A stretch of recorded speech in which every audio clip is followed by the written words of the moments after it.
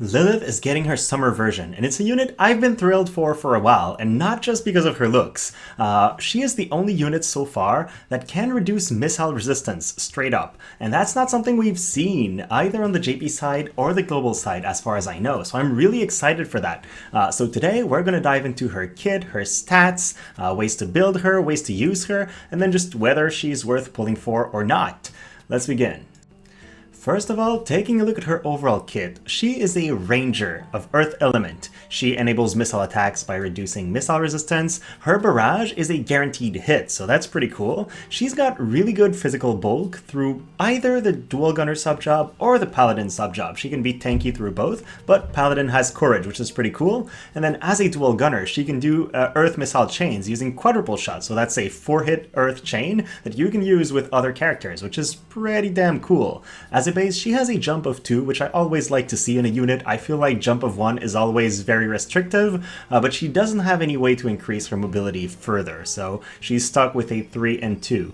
Then, talking about her TMR, I don't think she's worth going for just for that. It will be the only piece of equipment that increases your range by 2 so far in the game, but honestly, do you really need that buff for only 1 turn? I feel like you want your range for the entire fight, not just for a short amount of time. If you're using this on a ranger with a green mage subjob like Curry, for example, well, you can make this last 2 turns, which makes it a little bit better, but it's still not worth going for the unit, especially being a time-limited one, just to get this bonus. You should pull for the unit itself.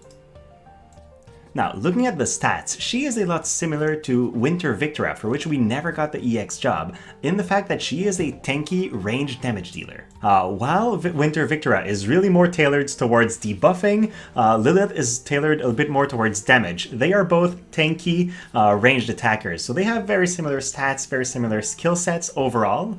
So if you're a big fan of Winter Victora, you'll probably like Lilyth a lot. Looking at this, they have 3000 HP, which is really good for a ranged character. Like, usually we see ranged character in the ballpark that Frederica has at 2500 or something, and then they have a little bit of defense on top, so that's not bad. Lilyth has 64 agility, which is not bad, but not the top tier. She's not going to be as fast as a Frederica or a Nivlu, still acceptable. She's going to be fairly accurate with her dexterity, and then has the jump of 2, which is really cool. In terms of resistances, she's weak to slash and magic, the 2 most common types in the game, but she has ways to make up for that, as we'll see in a short while. She is resistant to pierce. I guess that's going to be impactful eventually, but I really love her 20% resistance to lightning, because in missile matchups, she is Earth, she's going to destroy enemy Fredericas and Nivlu. And then she has resistances to blind and stop, which is okay, especially the stop part is really good. There's a lot of ways to stop right now, especially with the rise of EX Ketone, so having that resistance is a really good thing.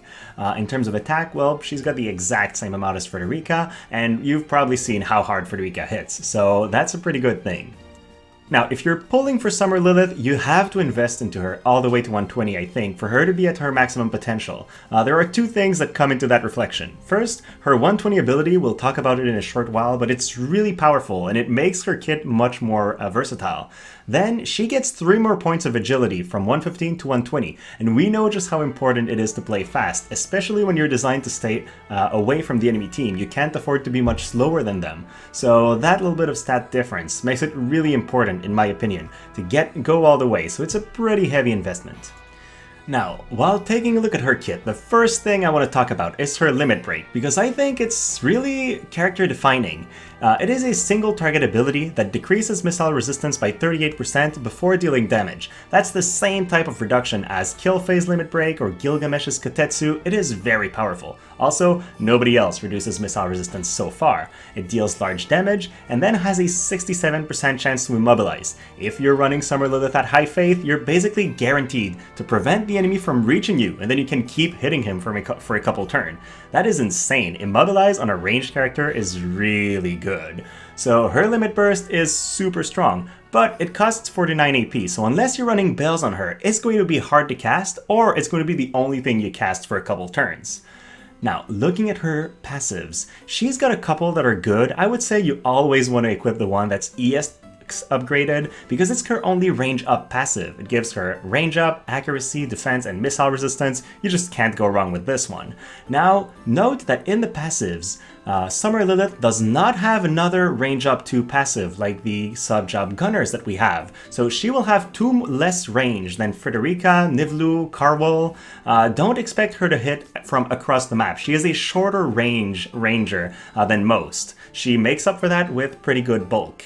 The other passive I would likely equip is Tune Up for the extra agility and defense penetration. It allows you to fight a wider variety of targets, but if you know you're not going to be fighting tanky characters, especially in Arena where you can pick your battles, you could go for some extra HP and defense, and I think that would be pretty good as well. Then in terms of counter abilities, I mean, she has Reflex. Why would you look anywhere else? Reflex is the best reaction in the game, so we'll stop it there. So looking at her main job, she's got Charge, Poison Arrow, those are fine. She's got Shadowbind, which is a chance to immobilize, but she already has a really reliable immobilize source in her Limit Break. So while this is good, I don't think it's that necessary. I would see some use for it when the enemy's already immobilized. You keep peppering him for a couple turns, and then you could just renew the immobilize and make sure they never move. Her Mega Charge is replaced with a Drain Charge, which heals her a little bit. That's cool, but it's an ability with a cast time, and I usually turn those off because I want to deal the damage immediately. While she can heal with that, she'll probably save a lot more HP if she kills the enemy before they get one more hit in, so I don't know how good that'll be. Then her Barrage is a guaranteed hit from her Master ability. That is really cool because Barrage is the best ability from the Ranger sub-job. It hits in a super wide AoE and deals large damage. Then her 120 ability, which is part of the reason why I say you need to take her all the way to 120, I think, will decrease the enemy's defense by 30. For one turn. It's not super long, but your other guys that hit in a quick succession are going to benefit from that. It deals damage, and then it increases her own defense by 15, and as we'll see in a short while, she has a lot of defense, so a little bit of upgrade to this will just make her much more tanky, and she can keep fighting forever. In her Ranger sub-job, I don't think you'll ever use that unless you're planning on fighting Evasion units and you think your Barrage might not be enough, because the Ranger sub-job has Sharpshoot. Otherwise, the other abilities don't seem that worth it to me. Then it's a really tough call between equipping Dual Gunner or Paladin, and I think both have their advantages. In Dual Gunner, you have a couple new AoE options with Split Shot, Horizontal Shot, that's cool, but mainly Smokescreen. That increases evasion by 30, which could be cool in some builds as we'll see in a minute, but it mainly increases her defense by 20. If you don't get her all the way to 120, this is your way to increase her defense and make sure she stays very survivable. You also get the 4 shots, so quadruple shot attack, which is a 4-hit earth and missile chain, so if you're pairing her with another missile unit or another earth unit, this will give you a lot of synergy between your characters, which I really like. Otherwise, Paladin sub-job has a couple slash attacks, which is always cool because there's so many slash units in the game, but mainly it gives her Immortal Spirit, which means she has courage and can take 1 fatal hit before going down. I think this will especially be useful if you're fighting enemy mages like Black Witch Helena, because while she takes physical punishment really well, she doesn't fare that well against magic attacks, so that will allow her to take at least 1 hit and then retaliate once before potentially going down. So that's probably when I would run the Paladin sub over the Dual Gunner sub.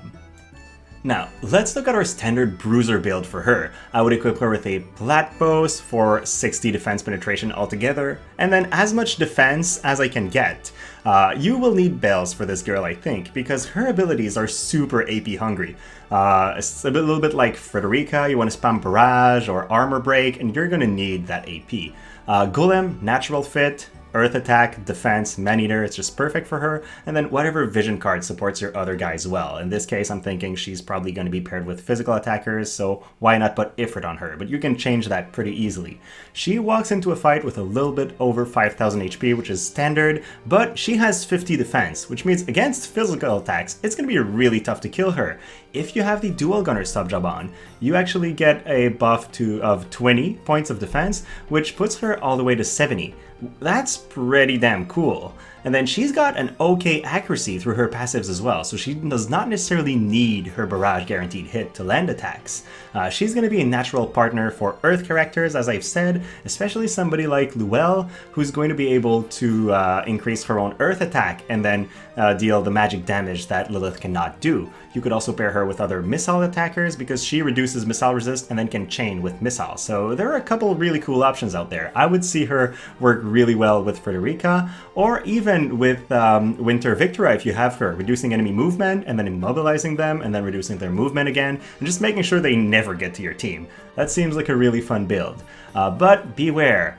Summer Lilyth does not fight mages that well. You probably want to run her at like 50 to 70 faith, but with 5000 HP and only 4 spirit, she'll die in 1 to 2 hits from a well-built Black Witch. And then Tabi will leverage the negative wind and slash resistance and deal pretty crazy damage even though you have a lot of defense because she has defense penetration. So these are enemies to avoid pretty much at all costs.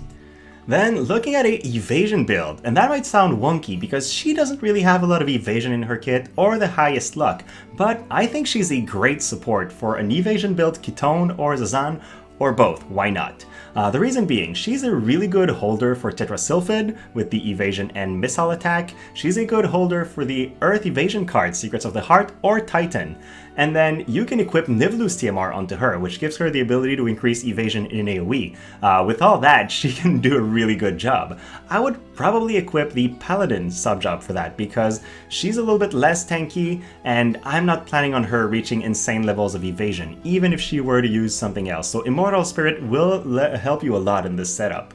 You might think, I want Dual Gunner for Smokescreen and a little bit more evasion, but to be honest, you already have one evasion buff. I don't think you'll have time to use both in most fights. So you lose out on HP, you lose out on some attack, but you're a really good support for those Earth evasion units, and you can wield the vision cards that they need to perform well. So because of that, I think that's going to be a really fun build. Still has the same weaknesses though. Tabi is really accurate usually because she has a lot of luck, and then Black Witch Helena has guaranteed hit attacks, so you're going to have to be aware of those again.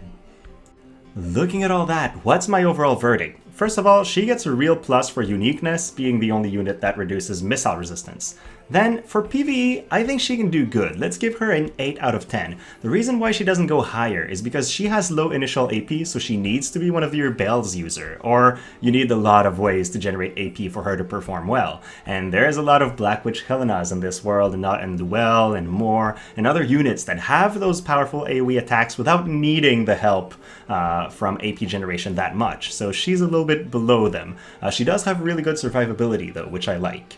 In Arena, I think she can perform super well. You can place her in front of an enemy physical attacker, make sure she's tanking their hits, uses spells, deals damage in an AoE. In my imagination of how those fights will play out, and in the JP footage I've seen, she should perform really well in this game mode. In Guild Battle, a little bit less, and the reason for that is Barrage is a move that only has 3 casts, and it's really her main attack. Once you've run out of casts, which will potentially happen in a single fight, you'll be a lot less useful in a second one. Also, all her buffs are selfish, they're all single target. She's not a character that's going to be increasing the rest of your team. So eventually, she's not going to help you recover in a second fight, she's not going to be able to cast Courage again. So depending on how you're set up, you will have a lot less usefulness in a second battle, I think. Then manual PvP seems like a great unit. If you take your time, you can increase your survivability by a lot. When the enemy comes in, you can immobilize them at the perfect time. Make sure you have good synergy with your other teammates. I just love characters with a lot of range, good mobility, and bulk. And she has a little bit of everything, so I would definitely use her in manual PvP myself. In auto PvP, I think she'll perform well also, but you can't leverage range as well when the AI plays, because they just love charging into the enemy team. So because of that, she gets a little bit less of a grade. Overall, my intention is to pull for her. I think you've probably heard it by how hyped I am, but she has a lot of unique aspects, which I really love, and I'm a big fan of Winter Victoria. I've had her in the barracks ever since the EX jobs were released, and I'm just waiting for her to get her EX job so I can use her again. But yeah, having another Ranger Paladin character, especially with Dual Gunner, which is another really cool sub-job, I am gonna go for her. Lots of unique things, so you'll probably see her on my channel. So yeah, I don't necessarily recommend that people pull for her though. I don't think she's necessary for anything. She does have a couple unique aspects. She's the Earth missile attacker that we've never really seen in the game, but is she going to be necessary for any kind of content? Not really. Lots of players have Frederica. We just got Corwell as a free, well, free-ish, but lots of shards, ranged units. I think you can go for those and be very satisfied. You don't need Summer Lilith to complete any content, so unless you really like her design and want her, don't pull out of FOMO. She's not necessary, and we have Final Fantasy VII coming very shortly. So that's my take. Thank you so much for watching. If you've enjoyed the video, please like and subscribe, and then have a great rest of your day, guys.